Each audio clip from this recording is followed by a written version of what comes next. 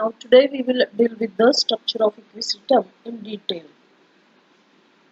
Now the plant body of equisetum is differentiated into root, stem and leaves. Now first of all we will discuss the root.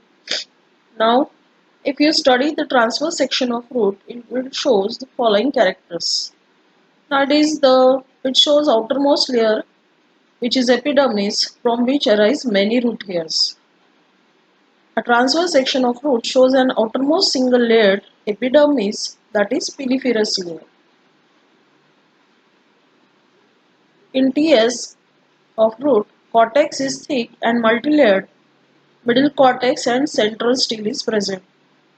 The cortex has two zones. The outer zone is sclerenchymatous, while the inner zone consists of thin-walled parenchyma with air spaces. Internal to the cortex is the endodermis.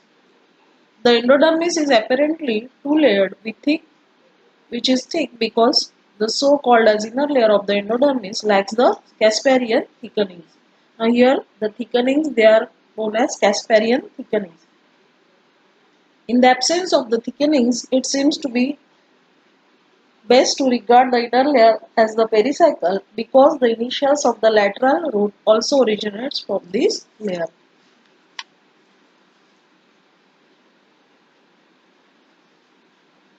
Now here the stele is protostele with di, tri or tetrarch xylem. In smaller roots, in the center there is a large metaxylem element. In larger roots there will be more than one metaxylem element. Now here pericycle is absent. In the center is present a large metaxylem trachea having many protoxylem groups towards the periphery. Now phloem is present in between the angles of the protoplasm.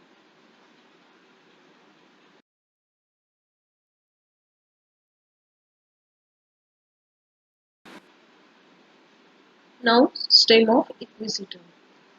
Now you know that the stem of equisetum is rough, and if you study you will see that the stem of equisetum has two parts, that is perennial underground much branch rhizome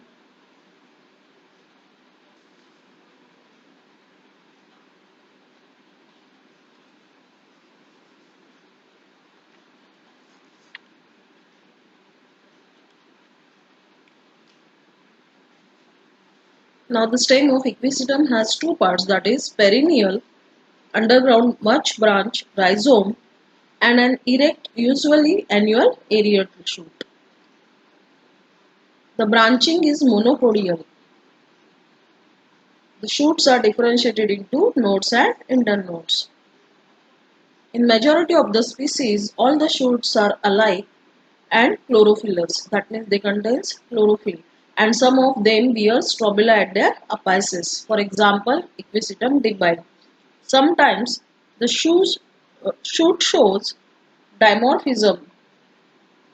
That is, two types of shoots they are present. That is vegetative and fertile. For example, in equisetum arvens.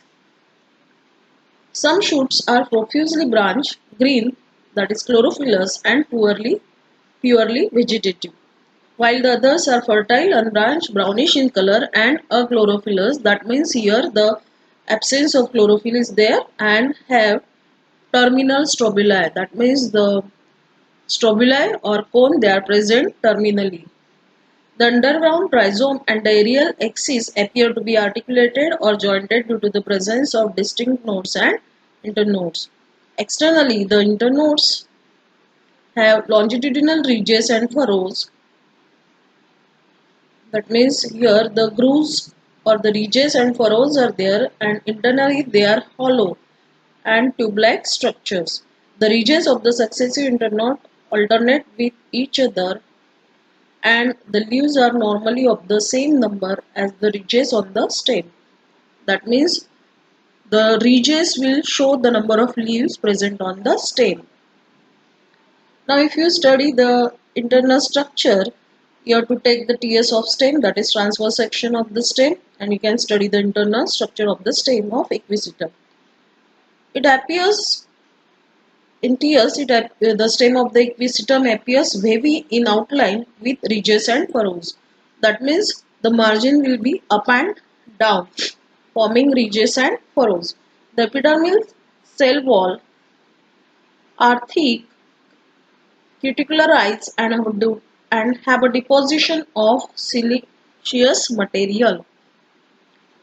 Now the epidermal wall, you know that it is very thick, cuticularized, and having a deposition of silica material, and that's why it is rough in appearance as well as morphologically it is rough. And here you can see the diagram of equisetum stem. Now you can see that the outermost margin is there. It is made up of cuticle, outermost layer, followed by epidermis, and it is showing ridges and furrows. And the stomata, they are present between, or they are distributed only in the furrows between the ridges. Now in the center you can see the carinal cavities also, and the vascular bundles, they are scattered. Okay, and the pith is hollow, and here the vascular bundle, you can see the vascular bundles also.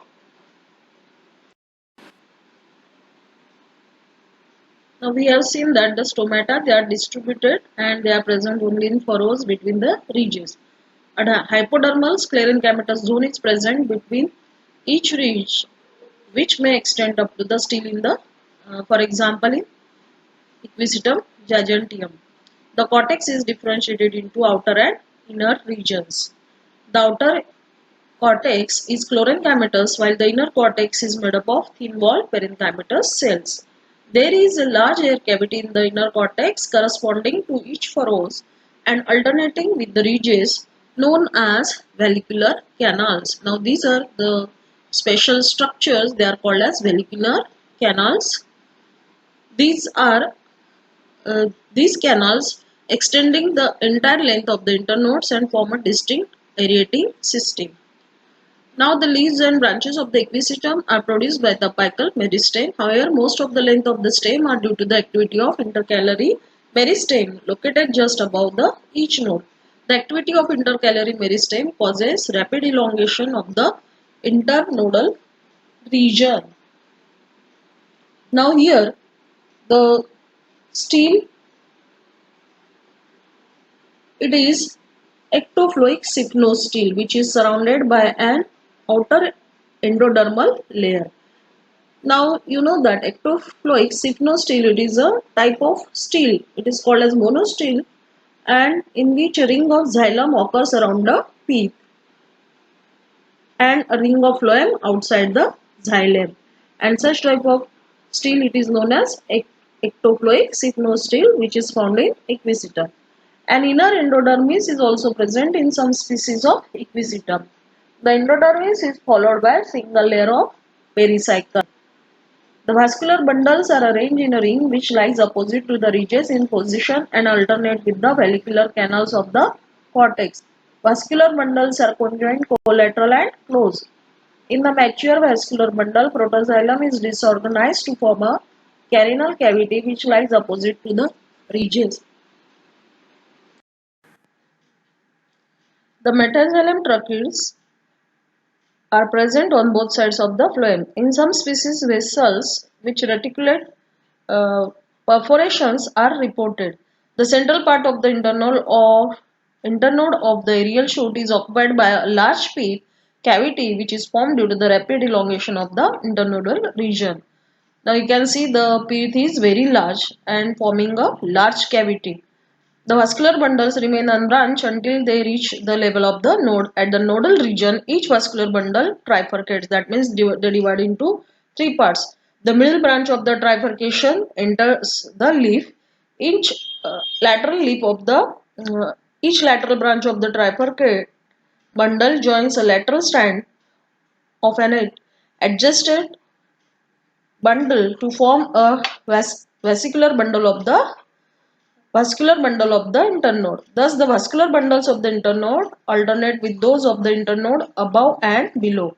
In the nodal region, the xylem is extensively developed as a conspicuous circular ring. There are no vesicular or carinal canals at this level. In addition, a plate of pith tissue occurs at the node which separates one internode from another. The internal structure of the shoot of equisetum is peculiar because it shows xerophytic as well as heterophytic character. That means both characters of xerophytes as well as hydrophytes you will see in the stem of equisetum. Now we can see the xerophytic features in equisetum. For example, in equisetum, ridges and furrows they are present in the stem.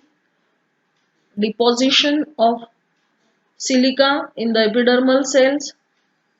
Then presence of sunken stomata. Sclerenchymatous hypodermis is present, and the leaves are reduced and scaly leaves. And again, the photosynthetic tissue in the stem. The hydrophytic characters, on the other hand, are well developed aerating system like carinal canal, valvular canal, and central pith cavity. And second is the reduced vascular elements. Now we will see the leaves of the equisetum. The leaves of equisetum are small, simple, scale-like and isophilous. They are attached to at each node, united at least for a part of the length and thus form a sheath around the stem. The sheath has free and pointed teeth-like tips. The number of leaves per node varies according to the species. The species with narrow stems have few leaves, for example 2 to 3 leaves in Equisetum scirpoides, and those with thick stem have many leaves. For example, up to 40 leaves may be present. For example, in Equisetum schaffneri. The number of leaves at a node corresponds to the number of ridges on the internode below, and the leaves do not perform any photosynthetic function here. You have to keep in mind, and their main function is to provide protection to the young bud at the node. Now in this way we have discussed TS of root and TS of stem as well as leaves of the equisetum.